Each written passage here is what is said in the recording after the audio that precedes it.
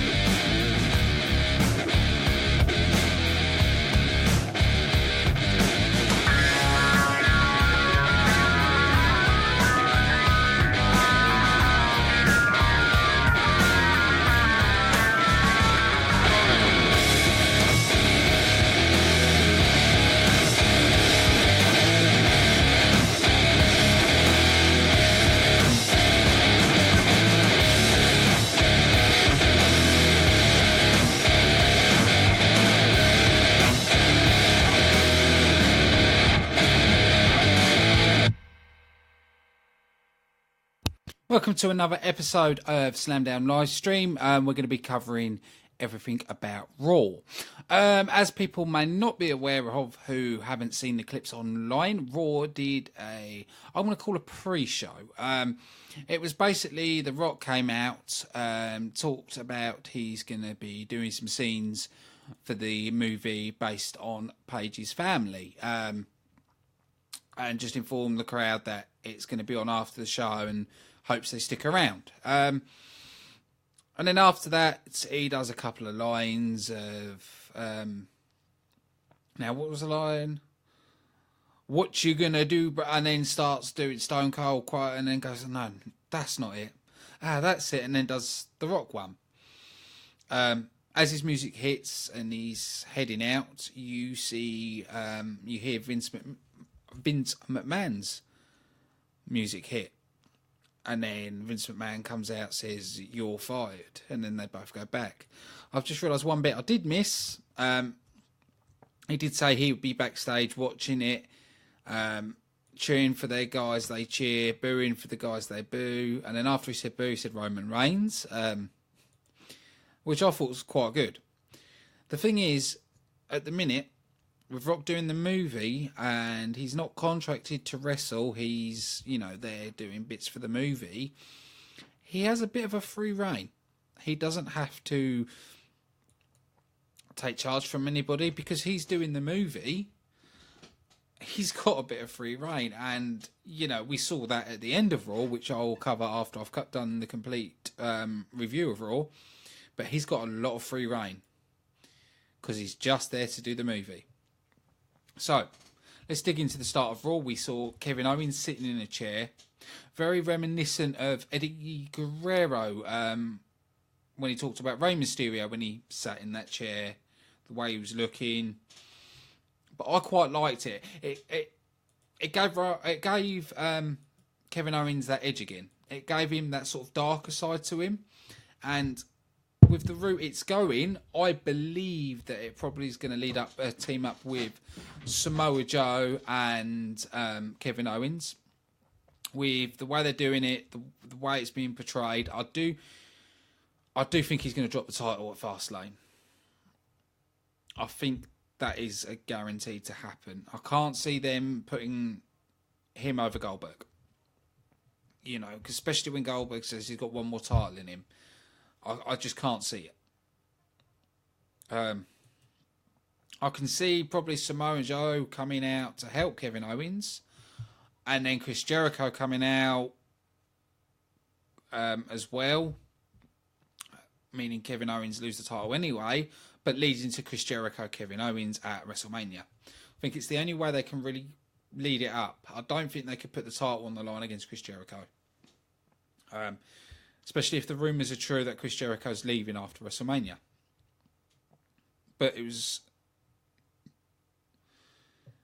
it was a brilliant way done. Reason I don't talk too much about the promos or get into the promos too much is because I want people to go and watch Raw. I want, if you've got, I don't know if it's on the network, but, if you've recorded it and stuff like that, I don't want to actually, even though I'm giving results and giving a review of it, I don't go in deep too much. After that, we saw Enzo Amore, Big Kaz, taking on Cesaro and Sheamus. Sheamus. I don't know why I said Sheamus. I had something else on the mind then. Taking on Sheamus to become the number one contenders for the Raw Tag Team Champions. Now, I don't know how it feels to other people, but to me it feels like they're sort of pushing down Roman Reigns. Not Roman. Got Roman Reigns on the brain because I keep thinking about the Rock thing.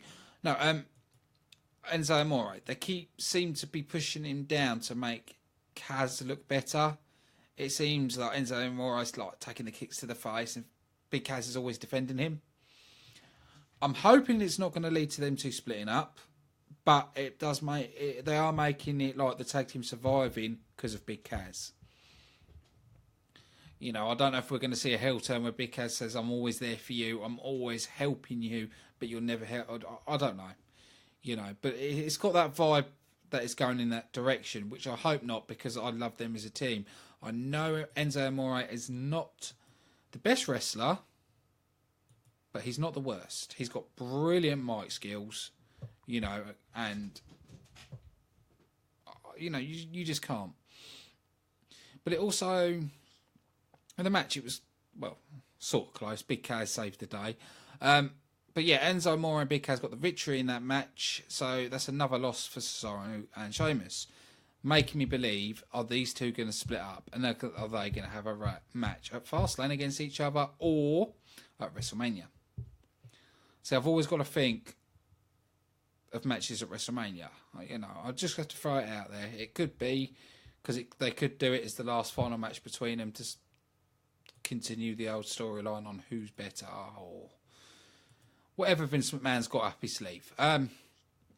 After that, we saw the Brian Kendrick attack Akashi Tozawa. Last week, Tozawa said nope to Brian Kendrick about being his mentor. So, yeah, that's why the attack.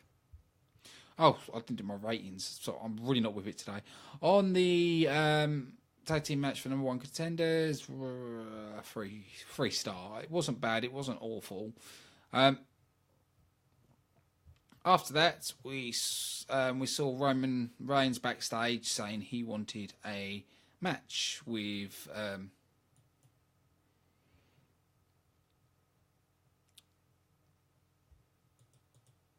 Luke Gallows and Kyle Anderson.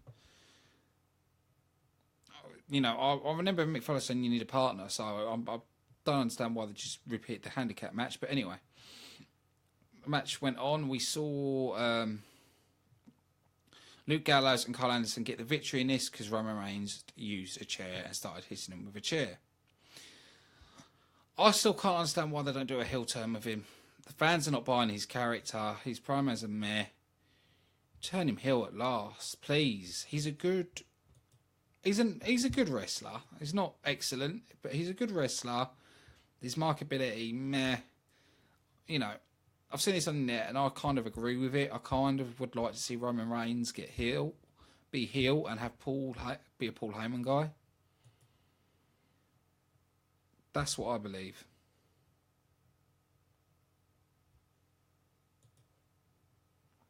But I'm not going to rate the match because it was ending disqualification. We found out the New Day are hosting WrestleMania, the grandest stage of it all, and who we got to host it? Bloody New Day. Now, no offense against New Day, they have been a good stable, but I don't know if I want to see them host WrestleMania. Not when there's so many legends out there. No. I can't see why they would go with New Day.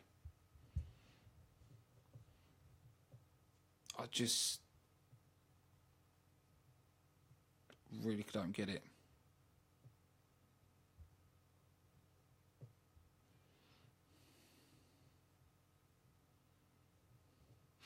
But we did see at the start that Lana says she's got a copy of their plans for an ice cream machine. This is two top.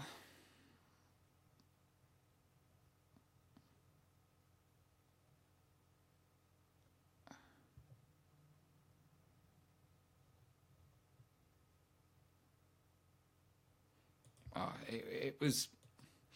It's that fantasy world again. You know, I know the Hardys have gone extreme with theirs, but it's like unicorn hair. Oh, right, okay.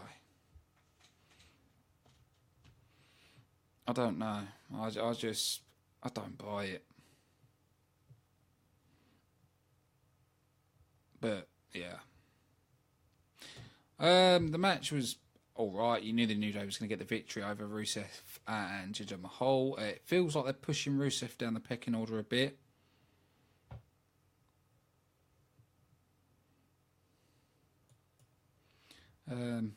Match 2.5 weren't great. We saw Neville and Jack Gallagher signed their WWE Cruiserweight Championship match. This was actually quite good. I really enjoyed the promos back and forth. I really enjoyed it, them really stepping it up. And actually, it made me a bit proud of the UK, to be honest. Because if you look at Jack Gallagher, that's how the Americans see us Brits. Now, I know there's probably Americans out there going, no, we don't. You do. Come on. You see us as tea and crumpets, tea drinkers. You know, they do it in all the cartoons. You know, even up-to-date cartoons now, they still label us as tea drinkers, and it's just like, okay. But Jack Gallagher's done this gimmick when he was on Indies, so hats off to him, and hats off to WWE letting him be using that current gimmick. But, you know, we saw Neville saying, you know, Sorry, Gallagher is saying he's not an Englishman and all that, and then Jack Gallagher flipped the table over, came to face, and we saw him headbutt Neville, sending Neville tumbling out of the ring.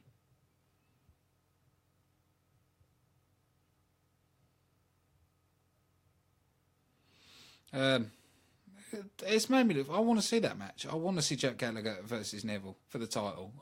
The way it was done, yeah. I liked it. We saw Nia Jax taking on another newbie that we don't know about and just throwing around and beating her senseless. Okay. I'm not going to even bother rating it. It was just pointless. And I know people are going to say, well, it's been a while since we've seen Sasha Banks versus Charlotte Flair. Okay. But on the women's division, all we've seen is Charlotte, Bayley, Sasha Banks, Nia Jax. That's it. Just them four shuffled around. I want some new. I want some more excitement. SmackDown have done phenomenally with their women's division, but I didn't really want to see another Sasha Banks Charlotte Flair match. But we saw Charlotte Flair lose and Sasha Banks wins. Before that match started, Stephanie said, Bayley, you got to give up the title. Blah blah blah blah. Didn't mention about the Danny Brooke actually attacked Bayley first, but no, put all the blame Bayley. You didn't win it honestly. Blah blah blah. And we saw Bayley say hell no and keeping the title. So we're going to see Bayley and Charlotte at Fastlane, and if they continue their current trend, I don't like to say this, but I think Charlotte will win the title back. It's just what they've been doing with everything so far.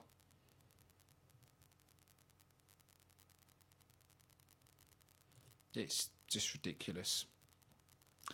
Then we saw Kevin Owens taking on Sami Zayn. Earlier in the show, Sami Zayn said about Roman Reigns, and Kevin Owens had a similar. Samoa Joe took offence to that, so just before the match started, Samoa Joe came out, beat the hell out of Sami Zayn, threw Sami Zayn in the ring. Sami Zayn says to everyone, I want to continue the match. Kevin Owens goes on him, pins him, gets the victory. About 2 out of 5. Not for the Samoa Joe part, just the match itself. But overall, well, I'd probably give it a 3.5. It was good. I like the way they're doing this. Before I go on to the main event, I do want to quickly cover about the Brock Lesnar interview. You know, Michael Cole was really shoved to the side. Brock Lesnar sat in front of the camera, just doing the glare, with Paul Heyman behind him, just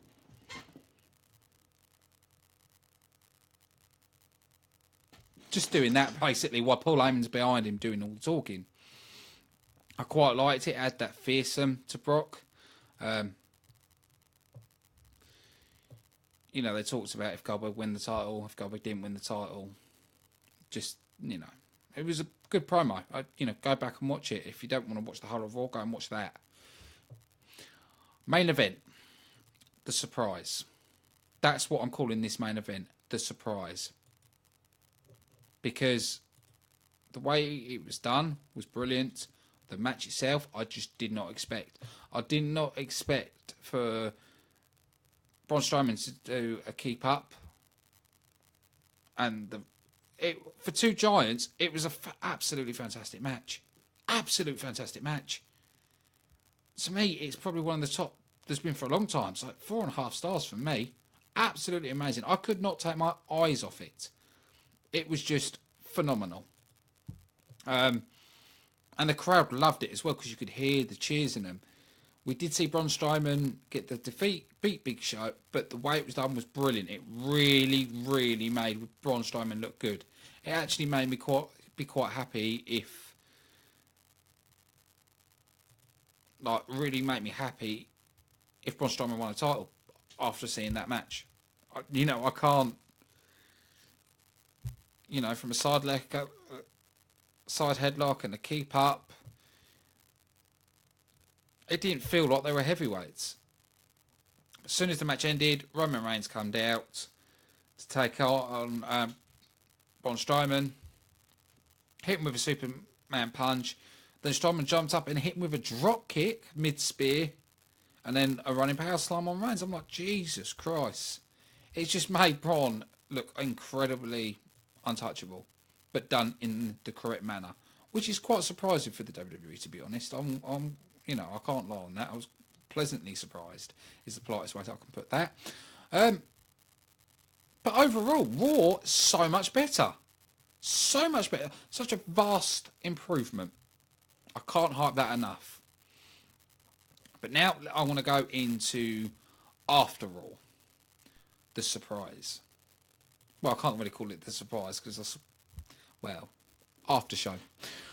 We saw on the internet, you saw The Rock coming out, telling the crowd, medium cheer, low cheer. CM Punk chants came out. And they were loud. So Rock rang up CM Punk. And you can see the referee going like that. But at the end of the day, he's recording a film. He's not doing a thing for the WWE. He's using the WWE arena to recreate a match for the film. It rings, but it goes to answer phone. Just think, if CM Punk answered his phone, can you imagine what would have happened? The mic would have been cut off. And he would have said, hang on, Punk, and said to him, this is my film. I'm doing what I want. Turn the mic back on. But anyway, goes to answer phone. Goes, hey, it's The Rock. This is not a rib. I'm live in the Staples Center with 15,000, and then puts the phone up. And as he continued to do more chant, get the fans doing lower chants, his phone rings. Pulls out, just missed it. It was CM Punk calling him back. Damn, imagine if Rock answered that as well. If he managed to answer it in time, the possibilities that could have happened. And you could probably just think Vince watching this backstage going, no. Because there's still a lot of bad blood between both sides. I thought, brilliant. We did see a couple of wrestlers. I can't remember her names. Like Trinidad, who was playing Paige in ring and stuff like that. So they were doing a few bits like that. Yeah, you know, if you haven't seen the end of Raw show, it's online. Not What Culture. Wrestle Talk has actually got a very good clip of it because the person that did the recording got it in landscape, so you get to see a lot more and you get to see everything of all the bits with The Rock. He doesn't record the whole thing, just the bits where he says about CM Punk, the start of the show, the good bits basically. So yeah, I want to say, sorry, my voice is going there. I want to say big thanks to everybody that was watching. We will be back on tomorrow reviewing SmackDown. Yeah, so thanks everybody again. This has been Slamdown Livestream, and I'll see you tomorrow for SmackDown review at 9 PM GMT.